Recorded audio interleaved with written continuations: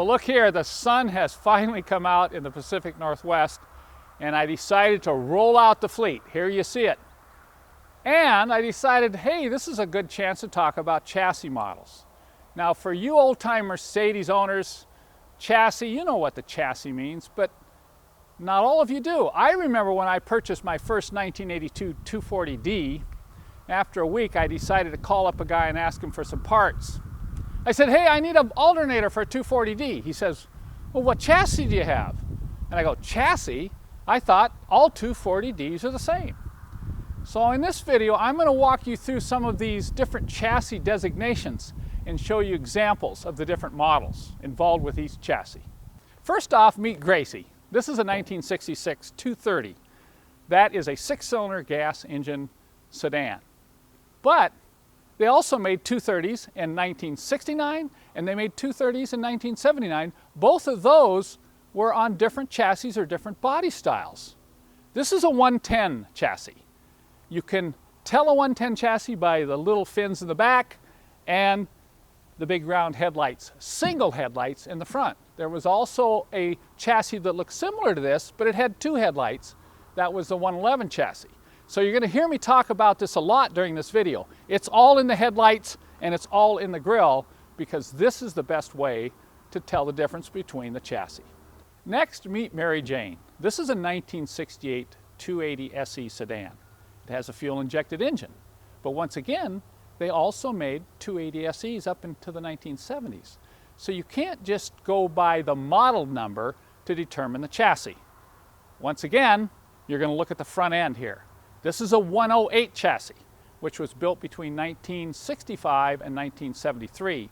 And this chassis had a number of different engines installed in it, including a 6-cylinder carbureted engine, a 6-cylinder fuel-injected engine, and 3.5, 4.5 Mercedes first V8 engines.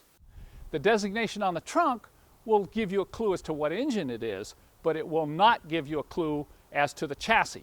Once again, that's the front end here. Look at the 108. It has twin vertical headlights, which we used to call quadra beams, and note the lack of fins. Now let me introduce you to the Gray Ghost. This is a 1979 300 SD diesel 116 chassis.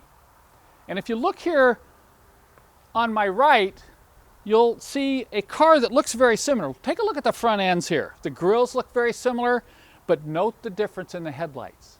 The 116 chassis here has twin headlights that are the same size, and this is a 123 chassis, which has a large headlight and a small fog light.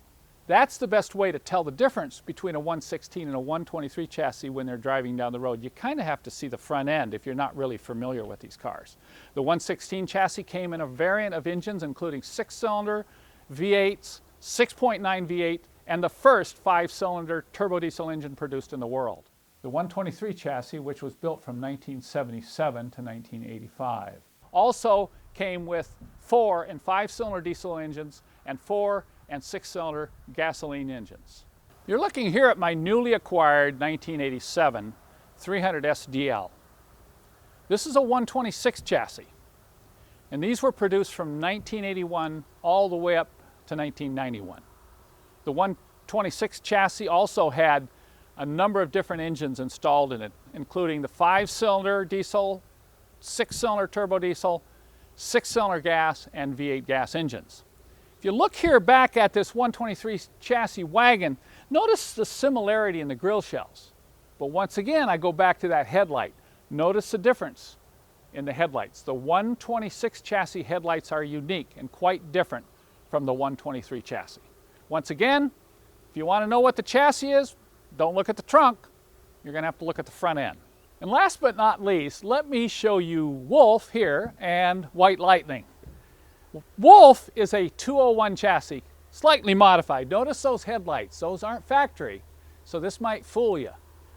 But the 201 chassis, which was first introduced in 1984, was dubbed the Baby Benz because it was really the smallest sedan that Mercedes had ever made past the early 1960s. The 201 had 4-cylinder diesel, 5-cylinder diesel, 4-cylinder, and 6-cylinder gas engines. The designation of these are noted on the trunk. This is a 1990 300 SL. This is the very first 129 chassis. It was a replacement for the old 107 chassis convertibles, the 450 SL, 560 SL, 380 SL. The 129 was unique when it was introduced that first year. This is a 300 SL, which has the 6-cylinder twin overhead cam engine. I enjoy driving old White Lightning here. Now you're saying, hey, how do I learn about chassis numbers? Well, follow what I did. After that first experience with my 240D, I decided I have got to learn about these. So I went and got a book. So I encourage you to go get a book on Mercedes-Benz. You can flip through it. You can learn the different model numbers and chassis numbers. And remember, if you own a Mercedes-Benz and you go to order parts, always, I'm going to repeat, always refer to the chassis number. Now, while you guys go work on your chassis, I'm going to go have a little fun.